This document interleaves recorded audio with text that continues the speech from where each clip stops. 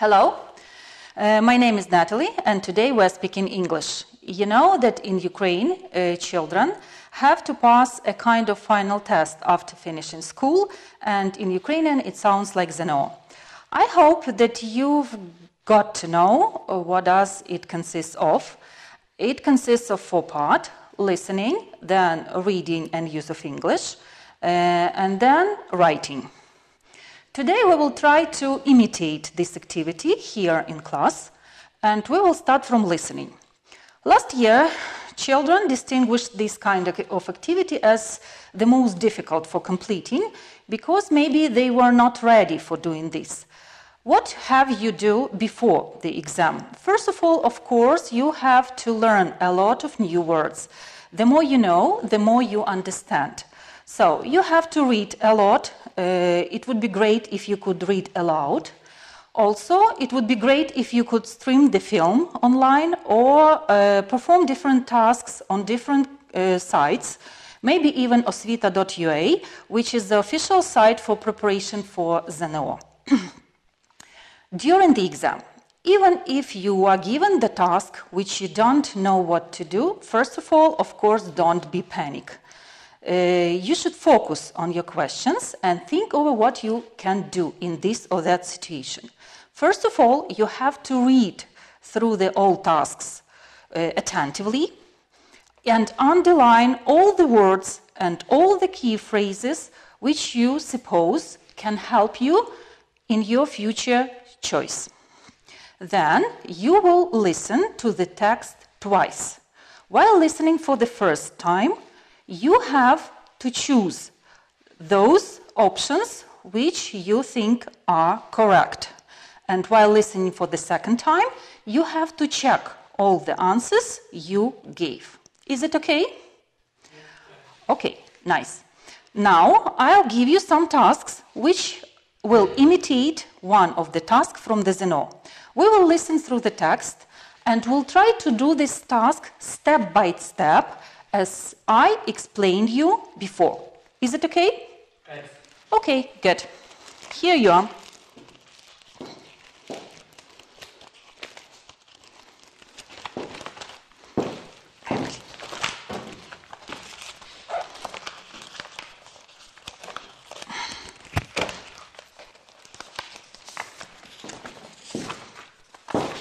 You have one task, which is the ZNO task, and 5 variants for your answers.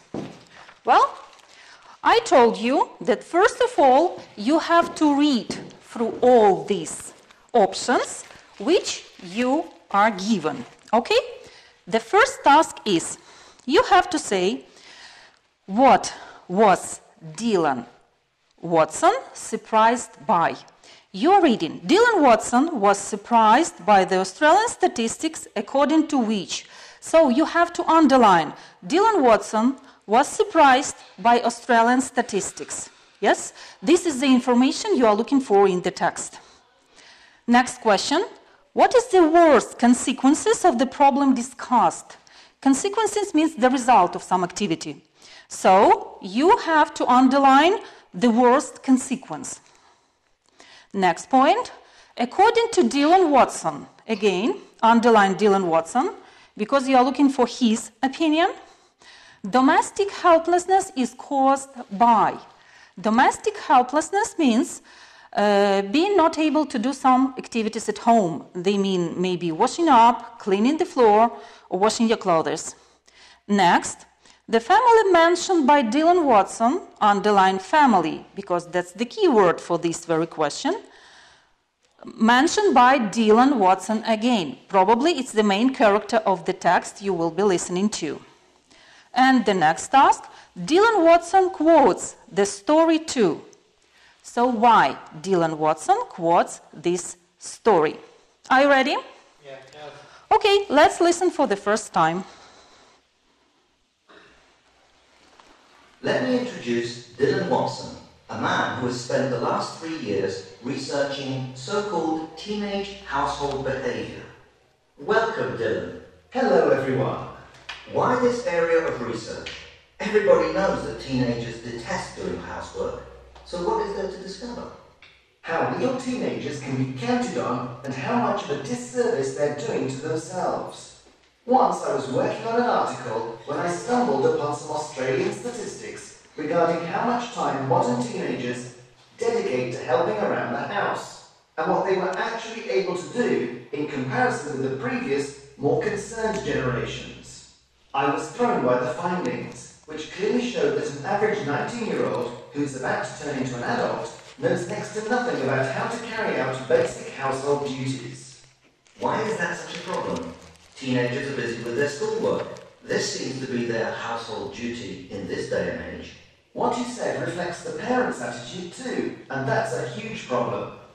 Why exactly? To start with, there's a generation after generation of young people who are unable to do such elementary tasks as loading a dishwasher.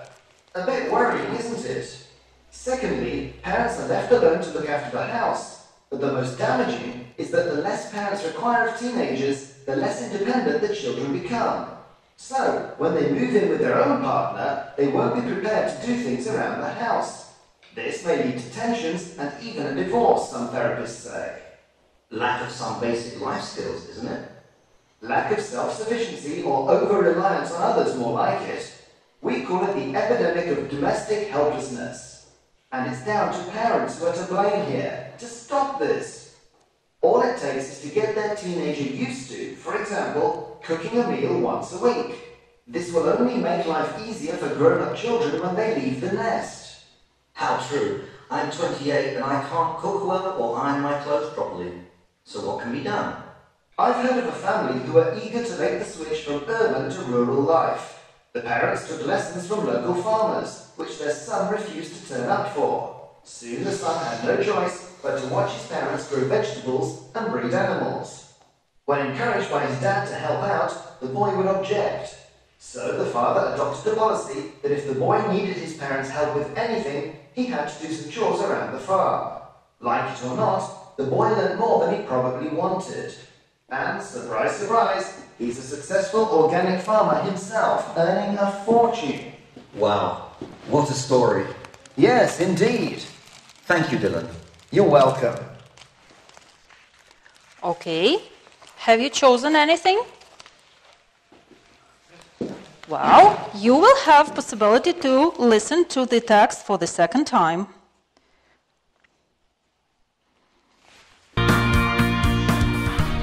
Hello, let me introduce Dylan Watson, a man who has spent the last 3 years researching so-called teenage household behaviour. Welcome, Dylan. Hello, everyone. Why this area of research? Everybody knows that teenagers detest doing housework, so what is there to discover? How little teenagers can be counted on and how much of a disservice they're doing to themselves. Once I was working on an article when I stumbled upon some Australian statistics regarding how much time modern teenagers dedicate to helping around the house and what they were actually able to do in comparison with the previous, more concerned generations. I was thrown by the findings, which clearly showed that an average 19-year-old who is about to turn into an adult knows next to nothing about how to carry out basic household duties. Why is that such a problem? Teenagers are busy with their schoolwork. This seems to be their household duty in this day and age. What you said reflects the parents' attitude too, and that's a huge problem. Why exactly? To start with, there's a generation after generation of young people who are unable to do such elementary tasks as loading a dishwasher. A bit worrying, isn't it? Secondly, parents are left alone to look after the house, but the most damaging is that the less parents require of teenagers, the less independent the children become. So, when they move in with their own partner, they won't be prepared to do things around the house. This may lead to tensions and even a divorce, some therapists say. Lack of some basic life skills, isn't it? Lack of self-sufficiency or over-reliance on others, more like it. We call it the epidemic of domestic helplessness. And it's down to parents who are to blame here to stop this. All it takes is to get their teenager used to, for example, cooking a meal once a week. This will only make life easier for grown-up children when they leave the nest. How true. I'm 28 and I can't cook well or iron my clothes properly. So what can be done?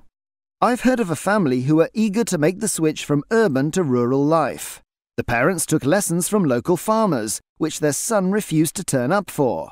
Soon the son had no choice but to watch his parents grow vegetables and breed animals.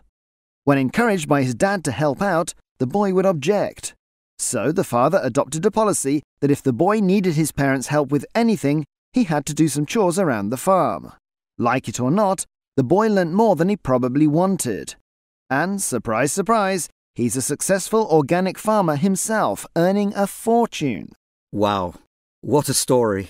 Yes, indeed. Thank you, Dylan. You're welcome. Okay, let's look through your answers. The first question was, Dylan Watson was surprised by the Australian statistics, according to which, and the correct answer is, teenagers carry out almost no household duties nowadays. The main character told that teenagers do not like to do anything at home.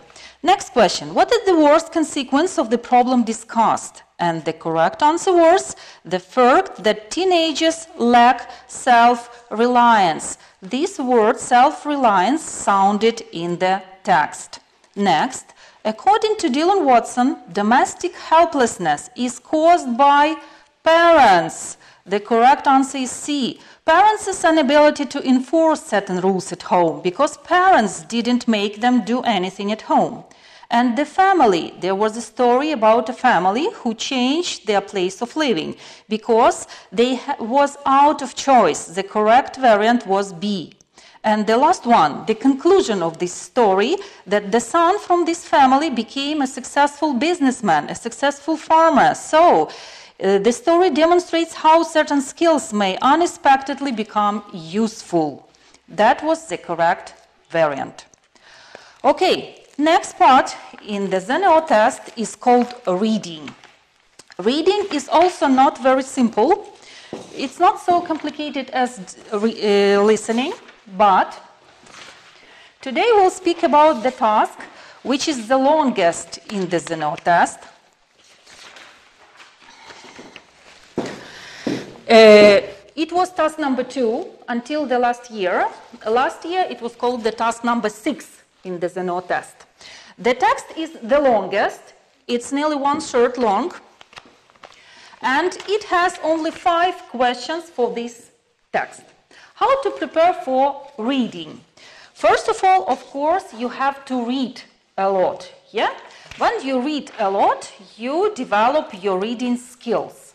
You have to read a lot, maybe on the internet, maybe from the textbooks from your school, maybe on the textbooks which are supposed to be used during the preparation for ZNO.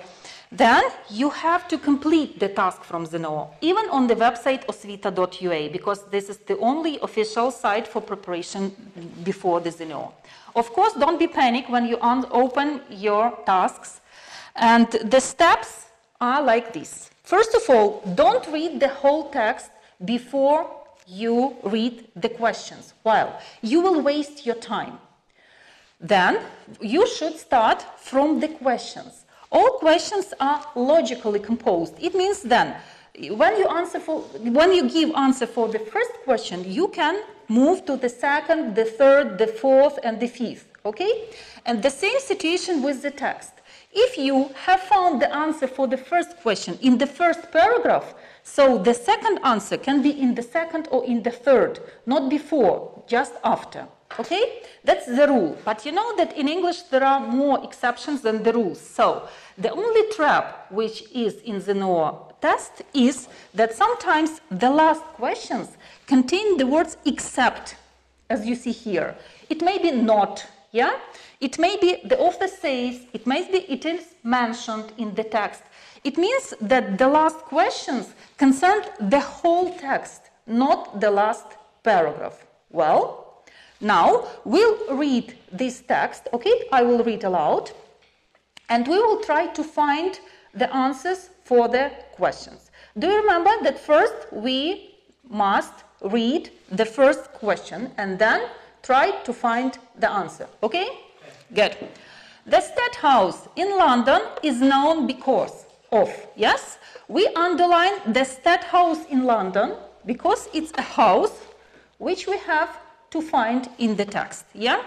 It's known because its stories mean floors, how many floors are in the house, then unique constructing design, you know the word unique because it's Latin and we have a Ukrainian word like this, its height, it's mean again how tall is the building, or its timber floors. Timber means wooden floors. So, again, the State House in London is known because, yeah? Let's try to find the answer. Using timber in the building reduced its carbon load by 310 tons compared to an equivalent building made from concrete reinforced with steel. No information? No. As far as is known, the State House in London, you see, we have found the name. Murray Grove is the world's tallest residential building made from wood. So, it's the tallest residential building, but the title says us that it's only 9 stories. Is it a surprise that the building has 9 stories? No, because there are a lot of them. But it's made from wood. This is a surprise, yeah? So, maybe its stories, it's not correct. Unique constructing design also, it's high just timber floors. Because if the house is made of wood, so it's wooden floors, it's timber floors is the correct answer. Do you agree? Yeah, good. Next question. The architect's straw. To use, what does it mean straw? They want to do something, yeah? To use as much timber as possible, timber is wood, we remember, then to experiment with timber panels, to make some tests maybe with panels, to reduce the use of concrete. Concrete is specific material used in building, and to be more eco-friendly. Eco-friendly means ecological. Okay, let's read. Designed by Worth Thistleton architects, its loading-bearing walls are made from cross-laminated solid timber panels. The stair and lift cores, as well as the floor slabs, are also made from wood. Have you found any information? No. Next, Worth Thistleton architects. This is architects, yeah? We are looking for the opinion of the architects. Say that they strive to design buildings which reduce the human impact on the planet. So, architects strive, is the second form, past simple, of the verb to strive. So, that's the information we are looking for. To design buildings which reduce human impact, which make the human impact lower, so, which make the human impact ecologically. So, answer D is correct here. Next question. Worth Thistleton architects experiment with timber cores. So why did they do it? Yes, it's a good isolating material. It requires much energy. It is not damaged. It replaces steel. Steel is metal. Well, let's read. Therefore, we see it as vital not to consider the energy used over the life of the building, but also the energy expended in producing the building, says Mr. Keeson Hargett, project architect for State House. So, for some years, Worth Thistleton architects have researched the use of solid timber structures to replace steel and concrete in housing. We met the words replace steel and concrete in the houses. Have you met that in Question 8, just steel, yeah? So, answer D is correct. Then, the speed was achieved,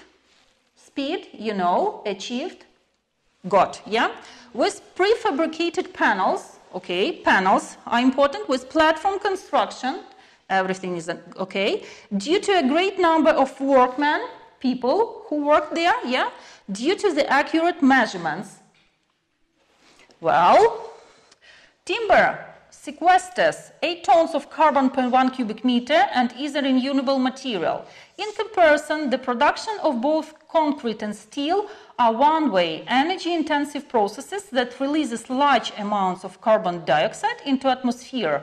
Is how Haggard explains the reason behind their interest in wood. Have you found information? No. The 9 stories of the State House were assembled in 9 weeks. 9 weeks, that's the period the building was constructed, which was significantly faster faster, its speed, yeah, than could have been achieved with an alternative material. The speed was possible thanks to panels that were prefabricated down to the window and door openings. So, which answer was correct? A. Prefabricated panels. Good. And the last questions, it's a trap in the reading text, yeah? Everything in the state house is made from wood, except the walls, the windows, the floor, the stair and lift, yeah? While reading the text, in the second paragraph, we read about walls, about stair and lift, and about floor slabs. Only windows were not mentioned in the text. So, except the windows. That was the correct answer, B. Okay, thanks. Thanks. Now we'll try to learn something about the last part of this test. It concerns grammar. Of course, we cannot learn all the grammar in one lesson, but today we will speak about difference between present simple and present continuous. This is the most useful tenses in English. Yes, I will give you two examples. I work at the university, yeah, and I'm working at the university. The first sentence means that I'm a teacher, yes, and every day I go to my place of working, go to the university. And the second sentence, I'm working at the university, means that I'm working right now. Yes? These are different sentences, and they means different things in English. Okay? So, what's the difference? First of all, of course, the sentences look differently. I work and I'm working, these are different sentences, yeah? And the first sentence, I work, is correctly used when I speak about the permanent state, repeated actions or daily routines, that every day I go to the university, yeah? Every day this guy, for example, takes the bus to his place of working. Next situation, when we speak about general truth, for example, the sun always sets in the west, not in the east, yeah? Also, we use present simple when we speak about the timetables of the planes and trains, because they leave, yeah, different stations or airports at the same time every week. Next, we use present simple for sport commentaries, reviews, and narration, when different TV presenters comments on the different sport events. And the last situation, when we give instruction. I always said you that you have to read, you have to listen, yeah? That's present simple. Present continuous, first of all, is used for actions taking place now, at the moment of speaking, yes? I am speaking, you are listening. Then, for temporary action, that is actions that are going on around now, but not at the actual moment. For example, you are studying at the university nearly this period, yeah? Nearly today, but not, that doesn't mean now. Then, with adverbs such as always, constantly, continually, if you're angry about this. For example, my neighbors are always building something in the yard, It means that I'm angry that my neighbors are constantly doing something near my house. And the last one, for actions that we are planning before. For example, on Saturday, I'm visiting my granny. Even in Ukrainian, we use present tense, yeah? В суботу я їду до бабці. So, this is present continuous in English. The only exception are so-called stative verbs. Stative verbs are verbs which means different kinds of likes, dislikes, emotions, feelings, or perceptions. For example, if you love somebody or something, you cannot say I'm loving it, yes? We always use I love it, or I believe in it, or I trust it. Okay, that's only present simple. Let's try some tests in order to understand whether you know it or not. You have only two options to choose from, but on the Zeno you will have 4 options for every question, okay? The first one, we have some omitted word maybe, and next skiing in the French Alps every year. We have the phrase every year. It means that we have to use present simple. Which variant will be correct? We go or we are going? We go. We go because we do it every year. Well, next citation. One of the Agatha Christie's book at the moment. at the moment means that we have to use present continuous. I read or I'm reading. I'm reading. Great job. Some modern cars on unleaded petrol. Unleaded petrol and cars. Cars always use petrol, yeah? So run or are running? Run. Present simple, that's fact, okay? The St. Lawrence River into the North Atlantic. River and North Atlantic. Is it permanent action? Maybe it's general truth or law of nature, yeah? Because the river flows, just flows into North Atlantic. Next one, where is the cat on the sofa? It lies or it is lying? It is lying now on the sofa, because next moment maybe he will be lying under the sofa, yeah? Or in the next room. Next sentence, drive carefully. Heavily this morning, it snows heavily or it is snowing heavily. If we say drive carefully, it means that we are speaking about present moment. So it's snowing heavily this morning. Next phrase, be careful, the ladder down. Yeah, omitted word falls or the phrase is falling. So be careful, the ladder falls down, or be careful, the ladder is falling down. Is falling because the phrase be careful shows us that we are speaking about present moment. Okay, thank you for today. I hope to see you next time. Goodbye.